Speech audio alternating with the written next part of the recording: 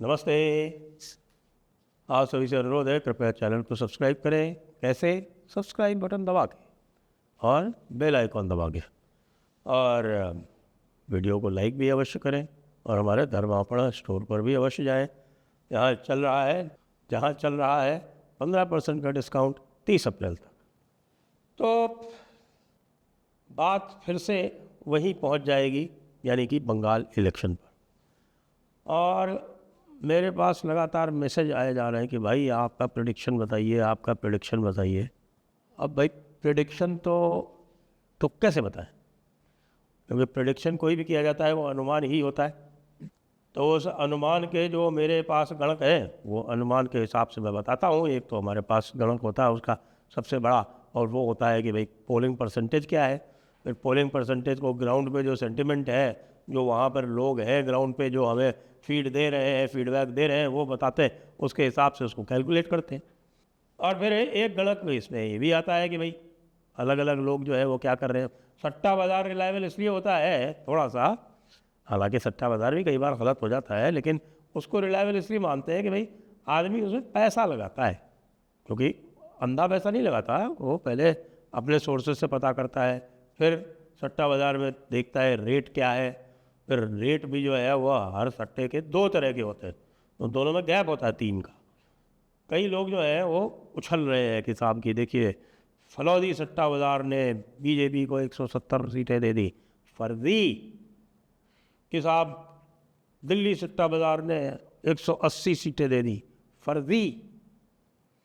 कि साहब कोलकाता सट्टा बाज़ार ने 190 सीटें दे दी, बिल्कुल फर्जी है। यानी कि ये ख़ास तौर से फलौदी सट्टा बाज़ार के नाम पर तो फर्जी खबरों की बाढ़ आ जाती है। और मैं आपको बताता हूँ, आपको फलौदी सट्टा बाज़ार की बात कर रहे हैं ना, तो फलौदी सट्टा बाज़ार जो आज की डेट में आप जाएंगे तो 143 146 चल रहा है, दोनों का बराबर। लोकल लो बात। इसमें नीचे का क्या होता है? नीचे वाला होता है रेट खाने का। खाने का मतलब नॉट मोर देन दिस को बोलते हैं खाना। और ऊपर का जो रेट है 146 का, वो है रेट लगाने का। लगाने का मतलब होता है मोर देन दिस। तो नॉट मोर देन दिस 143 है दोनों का, और मोर देन दिस 146 है दोनों का। आज की डेट में फलौदी सट्टा बाज़ार में डेड हीट है, डेड हीट यानी बराबरी। लेकिन यदि मैं आपको बताऊं कि इसी समय पर, यानी कि लास्ट राउंड से पहले 2021 में क्या स्थिति थी, तो 2021 में बीजेपी का भाव इस समय 110-113 था। 110-113 था। 70 के आसपास शायद जो बराबर का रेट बोलते हैं, वो तृणमूल का 170 के आसपास था। तो अभी भी कम से कम सट्टा बाज़ार की नज़र में मुकाबला बराबरी का है। लेकिन जो लोग ग्राउंड पे हैं उनको कुछ ऐसा दिखता है जो बाकियों को नहीं दिखता, क्योंकि उनको जो है वो सेंटीमेंट दिखता है। कई बार उनको अंडर करंट भी दिख जाता है। हालांकि अंडर करंट की सबसे बड़ी खूबी यही है कि जो दिख जाए वो अंडर करंट कैसा। अंडर करंट वो होता है जो हमेशा बाद में पता चलता है कि यार यहाँ तो अंडर करंट था। और अंडर करंट को पहचानने वाले विरले ही होते हैं। लेकिन हमारे अधिसंख्य लोग जो इस समय बंगाल में हैं, और जो इस बार खुल के यूट्यूब पे बात कर पा रहे हैं, जैसे हमारे शुद्धशील घोष है, प्रियो बंधु वाले, या जैसे हमारे आपके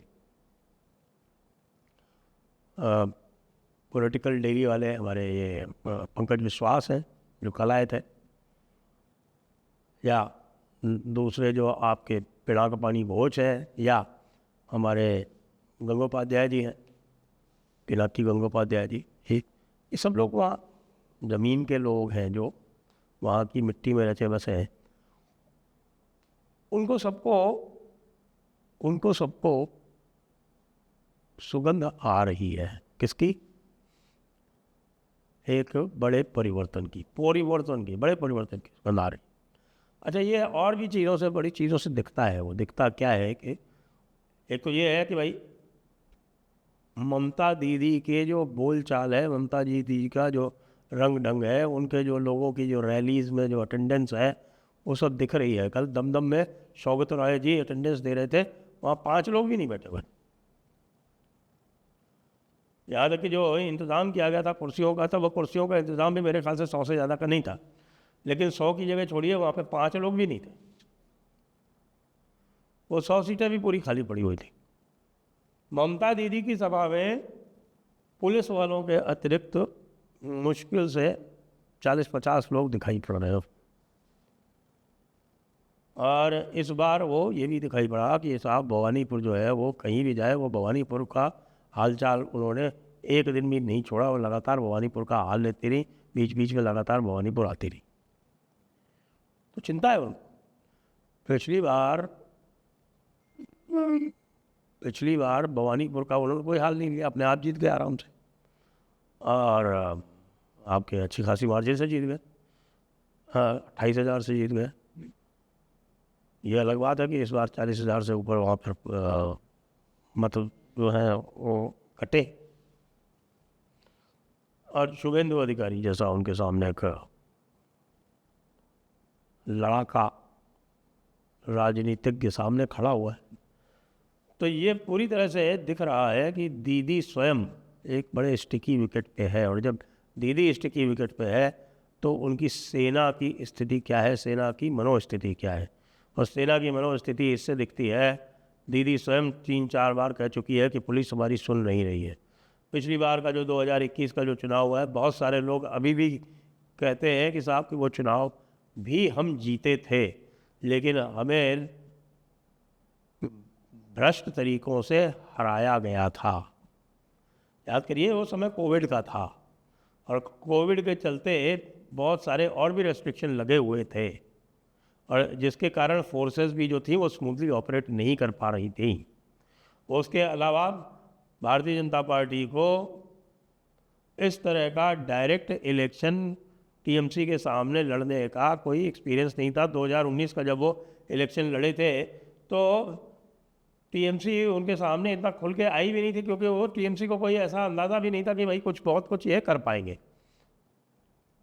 उनको बीजेपी की थ्रेट का अंदाज़ा नहीं था। जब बीजेपी 18 सीट लेके आ गई तब उनको लगा कि भैया ये क्या हो गया, ये क्या हो गया, और ये तो कतई जो है वो बर्दाश्त नहीं है। जब ऐसा हुआ तब उसके बाद फिर उन्होंने उल्टा पुल्टा काम करना शुरू किया, और 2021 में अपने जो उनके तौर तरीके थे उसी तरह से पूरी तरह से बीजेपी को क्रश करके रख दिया। क्रश बैलेट पे नहीं किया, क्रश उन्होंने अपने तौर तरीकों से क्रश कर दिया।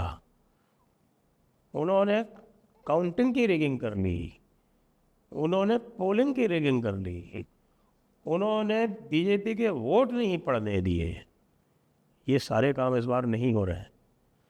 इसलिए जो लोग ही केवल इसका विश्लेषण, इस चुनाव का विश्लेषण केवल इस आधार पर कर रहे हैं कि पिछली बार मत कितने पड़े थे, इस बार कितने पड़े, कितनी महिलाएं बीजेपी के साथ थीं, इस बार कितनी महिलाएं ममता के साथ हैं, एसआईआर में कितने कट गए, एसआईआर के हिसाब से पोलिंग परसेंटेज क्या होना चाहिए, वो इस बात को पूरी तरह से भूल जाते हैं कि भाई जिस पोलिंग परसेंटेज की बात कर रहे हो उसमें एक बड़ा प्रतिशत ऐसा है जो दूसरी तरफ काउंट हो जाना चाहिए था और काउंट नहीं हुआ। तो इसलिए इस प्रेडिक्शन का तो मैं यही कहूँगा कि भाई मैं भी अब अपना प्रेडिक्शन देने की स्थिति में धीरे धीरे आ गया हूँ।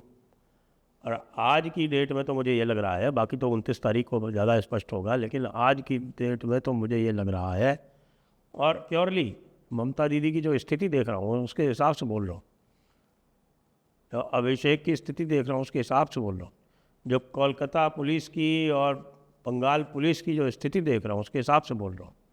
जिस तरह से पुलिस कोऑपरेट नहीं कर रही है और ममता दीदी जो है लगातार उसके विरुद्ध कंप्लेंट कर रही है, धमकी दे रही है कि 4 तारीख के बाद भी तुमको यहीं रहना है, ये जो स्थितियाँ हैं ये 2021 में कतई नहीं थी, कतई नहीं थी, एक बात ही नहीं बोली भाई।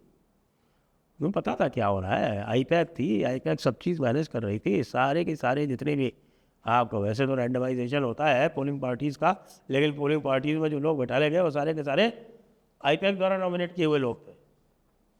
इस बार तो आईपैक को तो पहले ही डिफंक्ट कर दिया, शुरू में ही। जो OCIC थे पुलिस स्टेशन के, उनको शुरू में ही डिफंक्ट कर दिया। तो वो जो पूरा सपोर्ट सिस्टम था जिसके आधार पर ये पूरा छापा गहन काम करता था, वो डिफंक्ट हो चुका है। पुलिस अंदर है नहीं, पुलिस नहीं है, सेंट्रल फोर्सेस है, गड़बड़ हो नहीं पा रही है। पोलिंग बूथ जो है वो पूरी तरह से सैनिटाइज्ड है, काउंटिंग सेंटर्स की व्यवस्था पूरी कर ली गई है। स्ट्रांग रूम में इनर लेयर जो है, इनर सिक्योरिटी लेयर है, वो भी CAPF की है। हो नहीं पा रहा है। इसलिए मैं ममता दीदी की सरकार बदलते हुए देख रहा हूँ, बाकी विस्तार से बाद में। जय हिंद, जय भारत, वंदे मातरम।